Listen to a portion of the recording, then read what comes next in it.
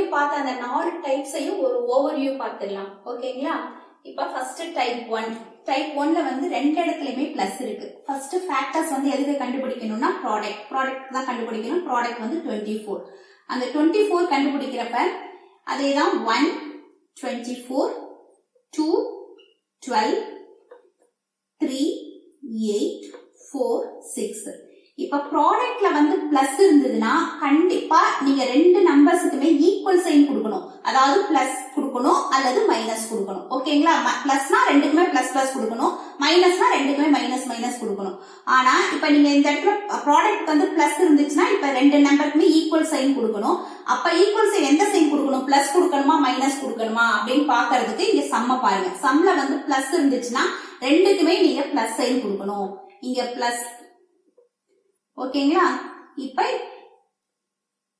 ரெண்டு நம்பருக்குமே plus sign கொடுக்கணும். ஆனா நமக்கு என்ன சம், இங்க இருக்கக்கூடிய சம் என்ன? பிளஸ் 10.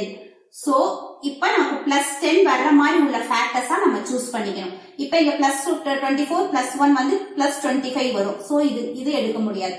பிளஸ் 12 பிளஸ் 2 14 இதுவும் எடுக்க முடியாது. பிளஸ் 3 பிளஸ் 8 11 இதுவும் எடுக்க முடியாது. பிளஸ் 4 பிளஸ் 6 பிளஸ் 10 வருதுங்களா? சோ இத நம்ம எடுக்க முடியும் ஃபேக்டர்ஸா. அதாவது ப்ராடக்ட்ல பிளஸ் இருந்ததுன்னா நீங்க எடுக்கக்கூடிய நம்பர்ஸ் ரெண்டு நம்பர்ஸுக்குமே ஈக்குவல் சைன் கொடுக்கணும். ஈக்குவல்னா பிளஸ்னா பிளஸ் ரெண்டுக்குமே பிளஸ் கொடுக்கணும், மைனஸ்னா ரெண்டுக்குமே மைனஸ் கொடுக்கணும். அப்ப பிளஸ் கொடுக்கணுமா மைனஸ் கொடுக்கணுமாங்கறத பாக்குறதுக்கு நீங்க சம்ம பார்க்கணும். சம்ல பிளஸ் இருந்துச்சுன்னா நீங்க ரெண்டுக்குமே பிளஸ் சைன் கொடுத்து பார்க்கணும். இப்ப இதுதான் நமக்கு ஃபேக்டர். அப்ப x4 6. அப்ப இதனோட ஃபேக்டர்ஸ் என்ன அப்படின்னா x plus 4 x plus 6. ஓகேங்களா? இப்ப அதேதான் சேம் திங் இங்க பாருங்க. இங்க வந்து இதேதான் ப்ராடக்ட் வந்து 24. ப்ராடக்ட் 24. இங்க அதே மாதிரி எழுதிக்கலாம். 1 24 2 12 3 8 4 6. இப்ப இங்கே பிளஸ் ப்ராடக்ட்ல பிளஸ் இருந்ததுனாலே ஈக்குவல் சைன் கொடுக்கணும்னு சொன்னேன். பிளஸ்னா பிளஸ் பிளஸ் கொடுக்கணும், மைனஸ்னா மைனஸ் மைனஸ் கொடுக்கணும். அது எது கொடுக்கணும்னு பாக்குறதுக்கு நீங்க சம் பாருங்க. சம்ல இங்க என்ன இருக்கு? மைனஸ் இருக்கு. அப்ப மைனஸ் இருந்தா ரெண்டுக்குமே ஈக்குவல் மைனஸ் சைன் கொடுக்கணும். ஓகேங்களா? இங்கே மைனஸ், இங்கே மைனஸ், இங்கேயும் மைனஸ், இங்கேயும் மைனஸ். அப்ப minus 24 minus 1னா minus 25.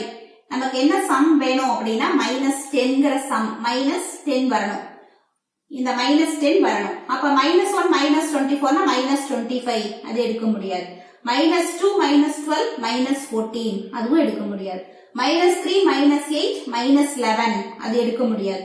Minus 4 minus 6 minus 10 வந்துருச்சுங்களா?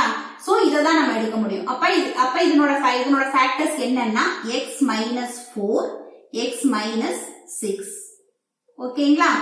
இப்ப அதாவது ப்ராடக்ட்ல வந்து பிளஸ் இருந்ததுன்னா கண்டிப்பா நீங்க எடுக்கக்கூடிய நம்பர்ஸ் ரெண்டுக்குமே ஈக்குவல் சைன் கொடுக்கணும்.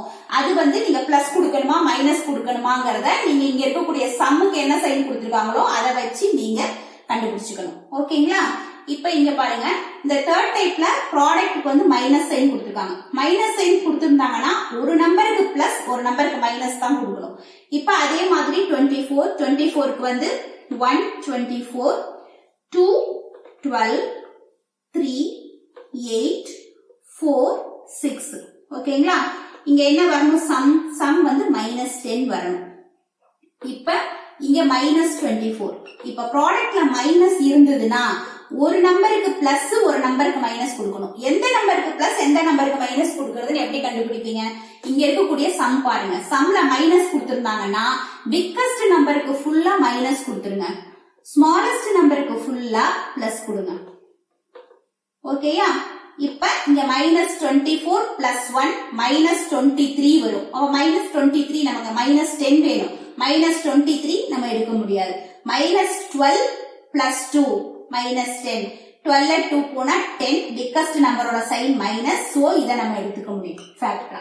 மைனஸ் 8 பிளஸ் 3 மைனஸ் 5 வரும். இது எடுக்க முடியாது.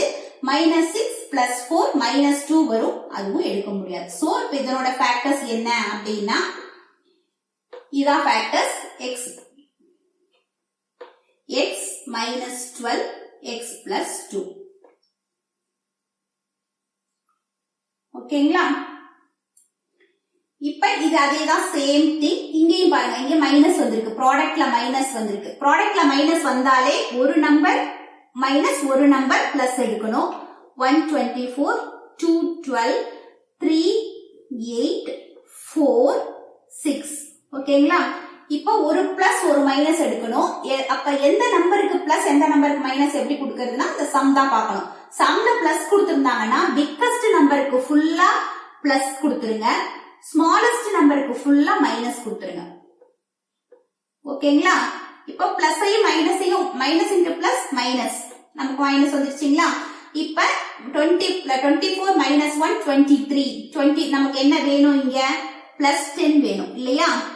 பிளஸ் 10 வேணும். அப்ப 24 minus 1 23 இது எடுக்க முடியாது. Plus 12 minus 2 plus 10 வந்துருச்சுங்களா? சோ இது எடுத்துக்கலாம். பிளஸ் 8 minus 3 பிளஸ் 5 இது எடுக்க முடியாது. பிளஸ் 6 minus 4 பிளஸ் 2 இதுவும் எடுக்க முடியாது. அப்ப நமக்கு இதனோட ஃபேக்டர்ஸ் என்ன? இதுதான் இதனோட factors. x minus 2 x plus 12 ஓகேங்களா? இப்ப ஒரே ஒரு எக்ஸ்பிரஷன் தான், சேம் எக்ஸ்பிரஷன் தான். ஃபேக்டர்ஸ் பாருங்க ஒன்னொன்னுலயே எது மாதிரி மாறி வந்திருக்குன்னு. இங்க பிளஸ் இங்கேயும் பிளஸ் இருந்துச்சுன்னா இதனோட இது பாருங்க factors x plus 4 x plus 6. இங்க பாருங்க இங்க மைனஸ் இங்க பிளஸ், ப்ராடக்ட்ல பிளஸ் இருந்துச்சுன்னா சேம் சைன் தான் கொடுக்கணும்னு சொல்லியிருக்கேன். ஆனா இங்க சம்ல மைனஸ் இருந்துச்சுன்னா இங்க பாருங்க x minus 4 x minus 6 ஓகேயா? இப்ப இங்க வந்து மைனஸ் இருக்கு, இங்கேயும் மைனஸ் இருக்கு. அப்ப இங்க மைனஸ் ஒரு ப்ராடக்ட்ல மைனஸ் வந்துட்டாலே உங்களுக்கு வந்து ஒரு நம்பர் பிளஸும் ஒரு நம்பர் மைனஸும் எடுக்கணும். அது எந்த நம்பர் மைனஸ் எந்த நம்பர் பிளஸ் எடுக்கணுங்கிறத நீங்க இங்க இருக்கக்கூடிய சம்மோட சைனை வச்சு நீங்க இது பண்ணிக்கணும். சம்ல மைனஸ் இருந்தா கண்டிப்பா நீங்க பிக்கஸ்ட் நம்பருக்கு இந்த மைனஸ் சைன் கொடுக்கணும். ஓகேங்களா? இப்ப இது மைனஸ் 10x மைனஸ் 24 இங்க பாருங்க x minus 12 x plus 2 இதனோட ஃபேக்டர்ஸ் பாருங்க x minus 2 x plus 12 ஒரே எக்ஸ்பிரஷன் தான். ஆனா சைன் பாருங்க ஒவ்வொரு இடத்துலயும் எப்படி சைன் சேஞ்ச் ஆயிருக்குங்க. சோ அல்ஜிப்ரால சைன்ங்கிறது ரொம்ப ரொம்ப இம்பார்ட்டன்ட். புரிஞ்சுதுங்களா? Okay, thank you.